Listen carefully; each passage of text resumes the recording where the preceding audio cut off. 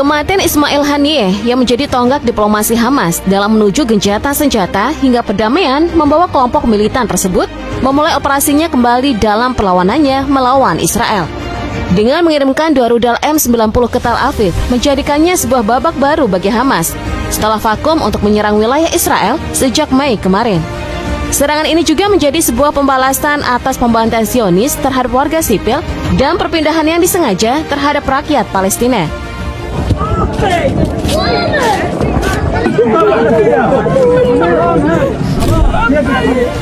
Juru bicara Israel, Defense Force pun mengungkapkan jika serangan 2 rudal Hamas tersebut ditambahkan dari jalur Gaza.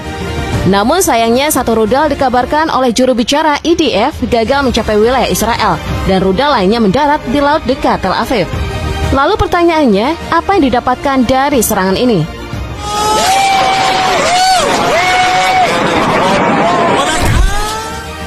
Beberapa pengamat menduga jika serangan perdana Hamas sejak Mei kemarin menjadi pertanda akan peperangan yang akan lebih besar lagi. Mengingat Hizbullah di Lebanon telah meningkatkan serangannya di wilayah Israel bagian utara. Dan Iran telah mempersiapkan serangan balas dendam atas kematian Haniyeh di Teheran. Dan kali ini Hamas pun turut serta menyerang Tel Aviv. Hal ini tentunya membuat Israel dikepung dari berbagai arah yang membuatnya harus memperkuat sistem pertahanannya.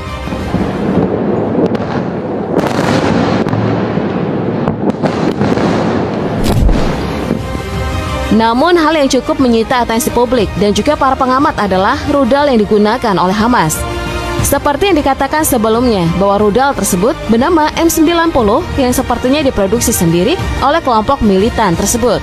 Namun beberapa pengamat menduga jika komponen-komponen yang ada di dalam rudal M90 ini berasal dari Teheran.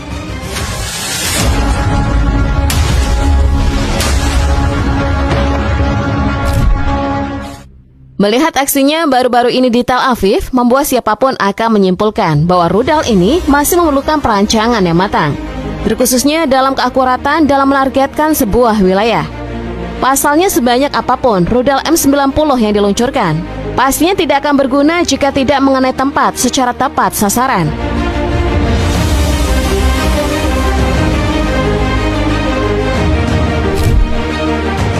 Namun dalam kondisi sekarang, Hamas tentunya sangat sulit untuk mengembangkan berbagai persenjataannya, termasuk rudal. Di tengah peperangan dan keterbatasan komponen penting sebuah rudal akibat pembatasan militer Israel, membuat Hamas sulit untuk mendapatkan bantuan dari sekutunya Iran. Berbeda dengan Houthi di Yaman yang cukup lengang dalam transfer teknologi dengan Iran, hingga membuat drone buatannya mampu untuk mengelabui sistem pertahanan udara Iron Dome Israel di Tel Aviv. Begitupun dengan Hizbullah di Lebanon yang memiliki akses cukup mudah untuk menggait teknologi amunisi dari Teheran. Membuatnya pun cukup mampu untuk menjadikan seluruh sistem pertahanan udara di wilayah Israel bagian utara tidak mampu untuk berkutik.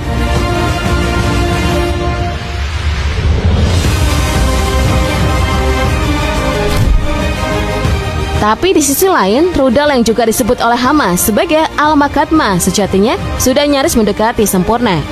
Mengingat rudal ini dirumorkan memiliki jangkauan tembakan sejauh 200 hingga 250 km. Dan faktanya rudal itu sampai di laut dekat daratan Tel Aviv. Membuat permasalahan jangkauan tembakan telah berhasil diatasi oleh Hamas. Lalu untuk daya ledak dari rudal M90 ini bisa dikatakan cukup besar. Hal tersebut terbukti ketika beberapa warga sipil di Tel Aviv mengklaim telah mendengar suara ledakan dari rudal yang dikirimkan Hamas. Tentunya ini mengindikasikan bahwa meskipun berada di kejauhan hingga di wilayah maritim Israel, ledakannya masih terdengar oleh orang-orang di daratan Tel Aviv.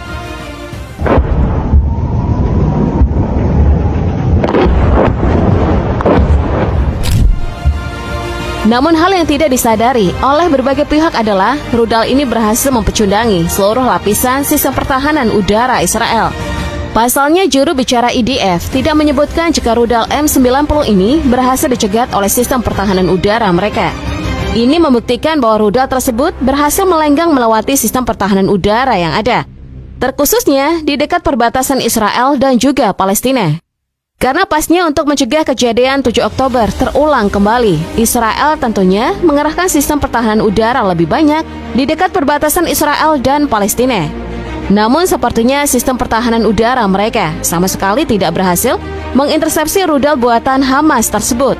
Hal ini pun menimbulkan pertanyaan besar, apakah Hamas hanya sedang menguji roket M90-nya ini?